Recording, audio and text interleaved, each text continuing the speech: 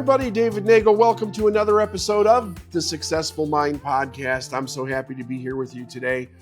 I've got some great information I want to share with you today that I think will be extremely beneficial in the upcoming months and the upcoming years. If you can remember this lesson, perhaps give it some serious thought. If you have any questions about it, feel free to reach out to us. We're more than happy to help.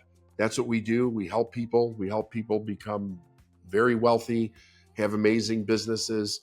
Let's get on to the topic. The topic is change. And I spoke about this earlier in the year, and I wanted to just throw another episode in on this because we are again in the midst of great change. Okay, great change in our country, great change in all over the world, all kinds of change going on. Having been in business for almost 26 years, I've seen all kinds of changes and also run a business during those changes, right? Like I started in the end of 1999. The first major change that hit in my world was 9/11, and then it was 2008, the housing crisis after that. And then there were some smaller things in between there, but then we had the pandemic hit, all kinds of changes, right? And now we're in another great change. And the problem with this is that, and I want to say this very respectfully, okay, because this might trigger some people that are watching this. The people that experience change in a negative way experience it for two reasons. They're not prepared for change in life, and they're preyed upon based on the idea that they're not prepared. Now, that doesn't sound like a fun thing, but I'll tell you something, it's the truth. And if you don't know that truth, you become very much stuck in the ideology of the opinions of the day of whatever's going on. What I want you to do for this episode is to kind of just blank out the problems that you're aware of for a moment. And let's realize a couple of very basic facts that will help you navigate change and actually benefit from it.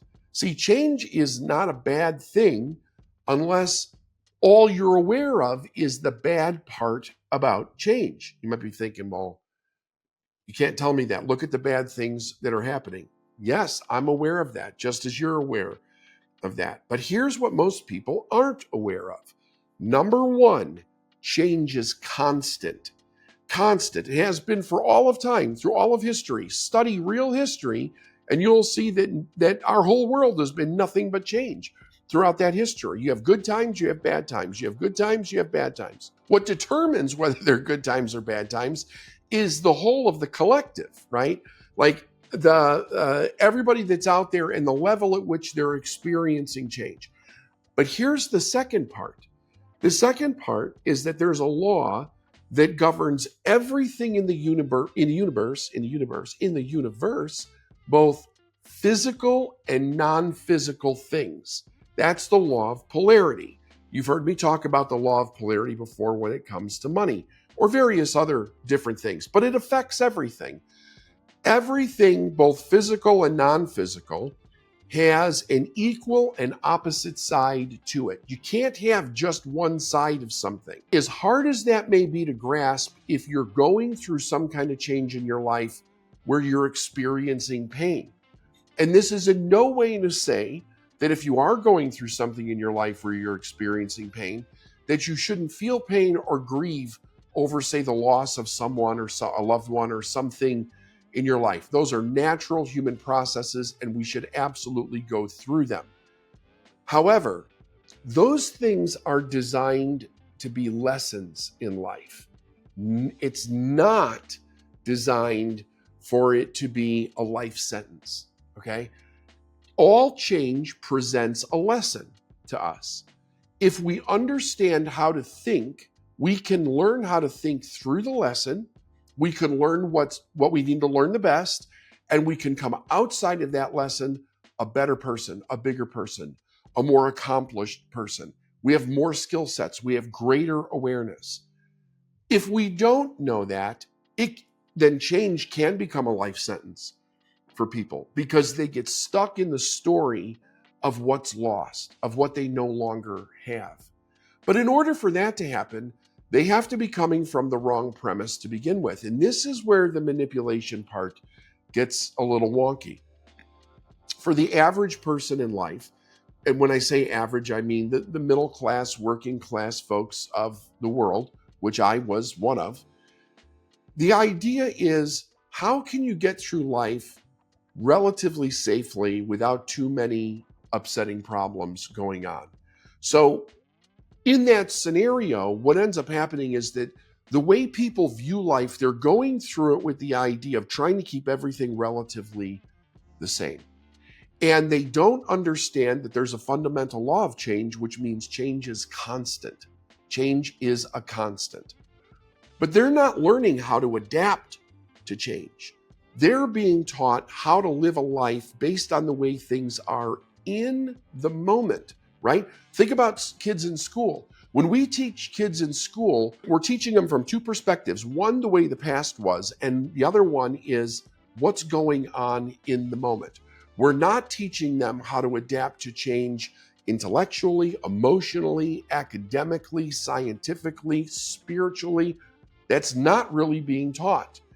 It's all about what's going on in the moment. And then people go out and they start to live their lives, and then bam, something comes down the road and there's change, right? And it can be a seemingly good change for everybody, or it could be something catastrophic or anything in between.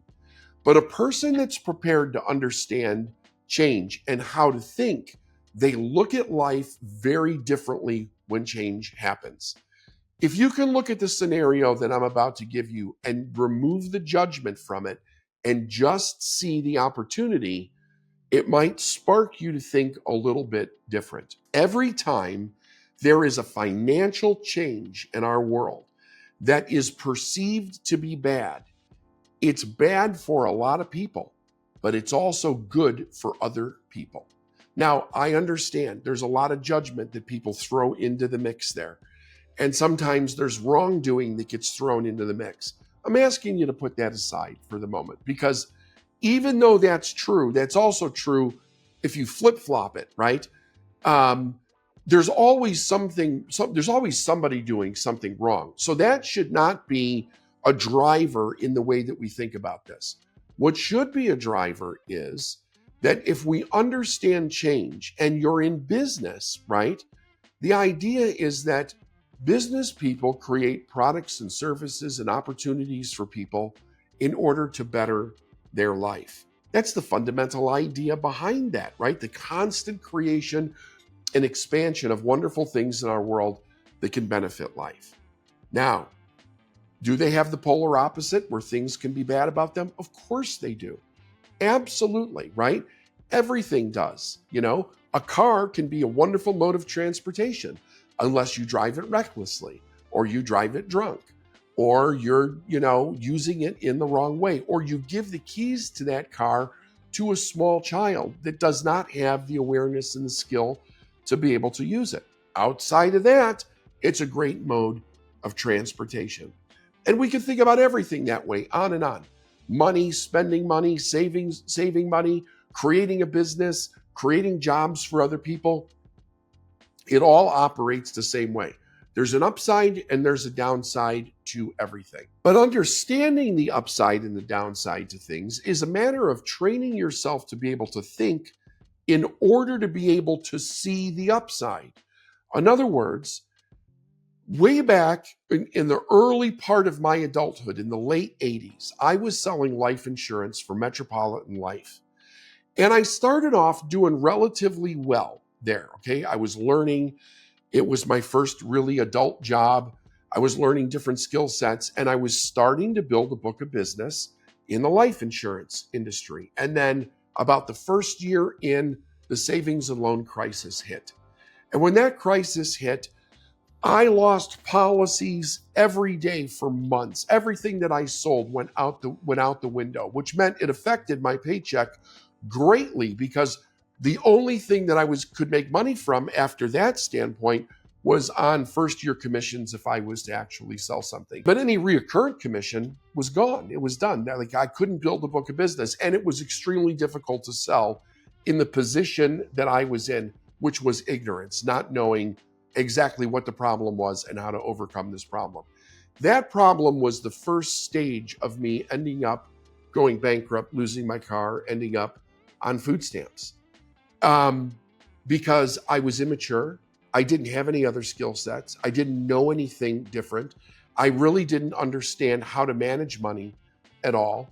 And I was reduced, what I call this being reduced to the level of your problem when you don't know how to lift yourself out of it because you know how to think, okay?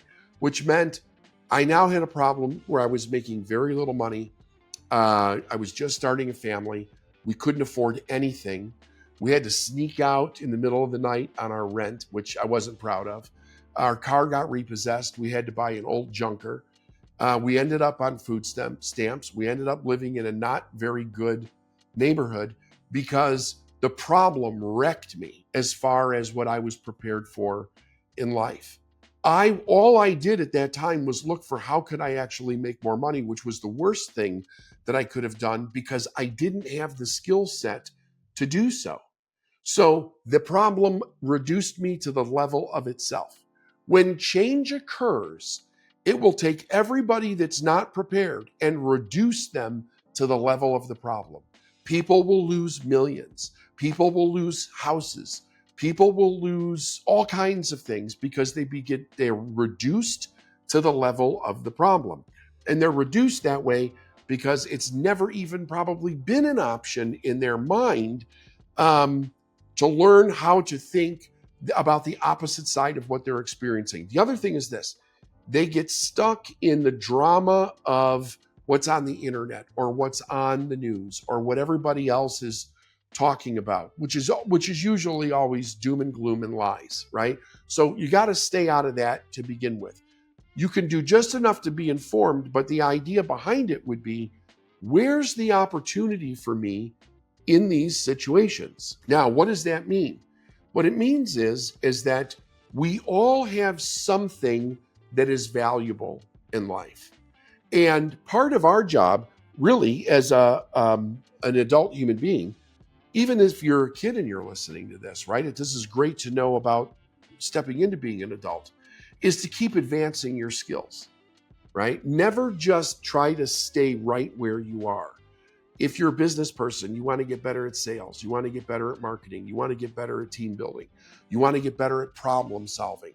Why do we want to get better? It's not just to get more, but it's to learn how to navigate through problems that will hit all of us.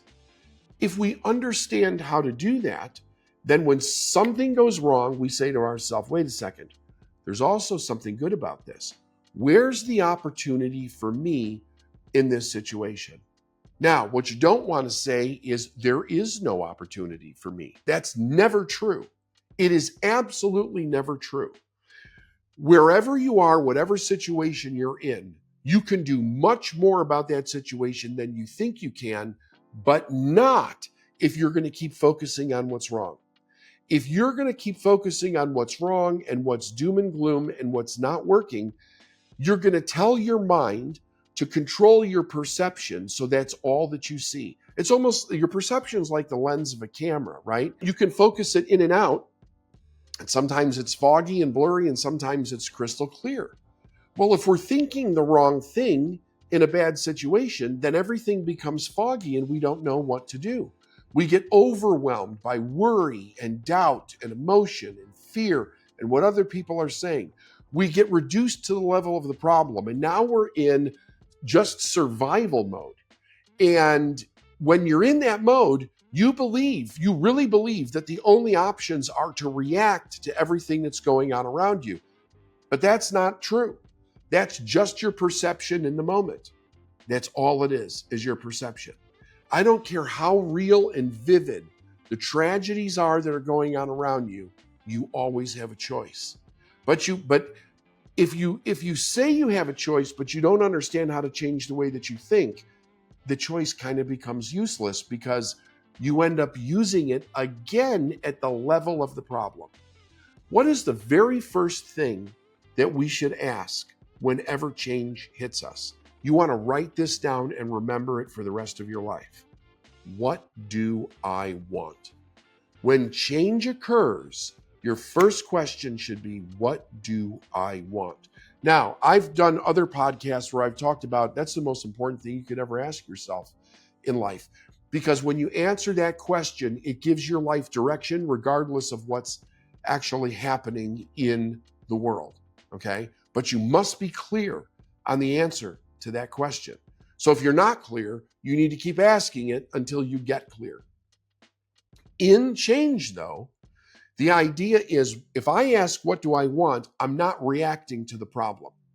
If I look at the problem and the problem dictates what I want, I will stay deep in the level of the problem, and that's what I call being reduced to the level of the problem. You have to remember who you really are, right?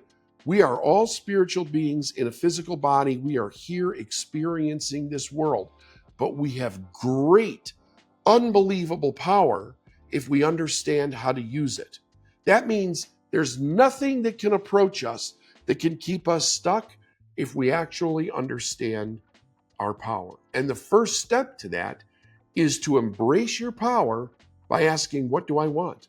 What do I really want? Forget about the problem temporarily and say, what do I want? Now, what does that do? It starts to refocus that camera, which is your perception, and it starts to give you clarity on the direction in which to move. Now, at the same time, your mind is going to want to jump to the idea of, but how am I going to do it? Remember this. This is the second most important thing. Your job is not to figure out how. That's God's job or the universe's job. Your job is to use your greatest power, which is your ability to choose. If you choose the direction that you want to go, the how will begin to show up. But if you don't choose the direction, you will submit to whatever the problem, whatever the chaos is that's actually around you. And then you'll be forced to think at that level, which is never a good thing. It's absolutely not a good thing. So let's just kind of shorten this up a little bit. Change happens. First of all, understand change happens. It's happening all the time. The only thing that you can do about change that's healthy is accept it. That's it. You can't change it. Change happens. Accept it. When you accept it and you don't resist against it, you ask the next question. What do I want? Maybe it's what do you want for you? What do you want for your family? What do you want for your business? What do I want? Allow that to become clear and then make a decision you're going after, you're moving toward what you want. When you move toward what you want, God, the universe, spirit, energy, whatever you want to call it, will start to show you the way to that outcome because that's our greatest power, our ability to choose. We are not meant to get stuck in chaos. We're meant for the people that can think to move through it. And it's unfortunate, and it is true, that the people that can't, they pay the heaviest price in those situations. But that doesn't have to be you. And if I was you, take this podcast and send it to as many people as you can. Send it to businesses, send it to friends, send it to family. I don't care if they reject it, if they say this guy, David Neagle, is crazy. That's fine. The people that need to hear it will hear it. And it will help them navigate through the chaos and the craziness that we're going through in this world at this time. We need people that can see clear. We need you to be a leader out there. And in order to be a leader, you have to have more clarity than the people around you. And I just taught you how to do that. Do it and lead and move yourself and your family and your business into a beautiful part of life. And that will help inspire other people to follow. I love you guys. Have an absolutely amazing day. And I'll see you on the next podcast.